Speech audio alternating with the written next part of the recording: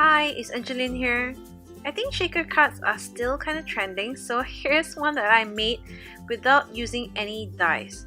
So first, I've already stamped and colored this Everblooming stamp kit by Unity Stamp with some Prima metallic watercolors.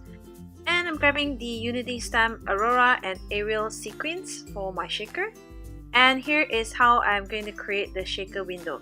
By just folding the card into two and grabbing a scissors and cutting right in the middle, and then going really close to the line, just leaving some white space and just cutting around the frame.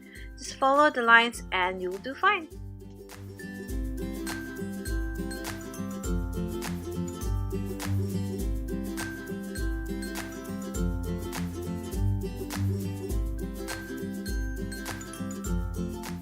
Once you're done creating your window, it's time to place an acetate or any plastic packaging will do right behind the window.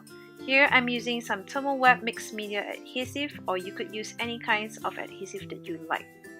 Now it's time to create the shaker part, so I'm going to use some foam adhesive and doubling it up to create a space for the sequins to shake about in the shaker window part.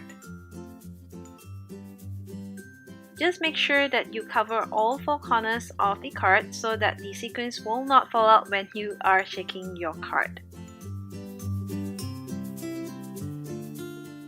Now it's time for the fun part. It's time to fill up your card with all the pretty sequins. Here I'm just mixing two sequin colors and just flattening it all out, removing the adhesive before sticking the back piece, which is the flower that I've stamped. So here is my finished card. I hope you enjoyed this quick tip technique and do try it out for yourself. Thanks for watching. Bye!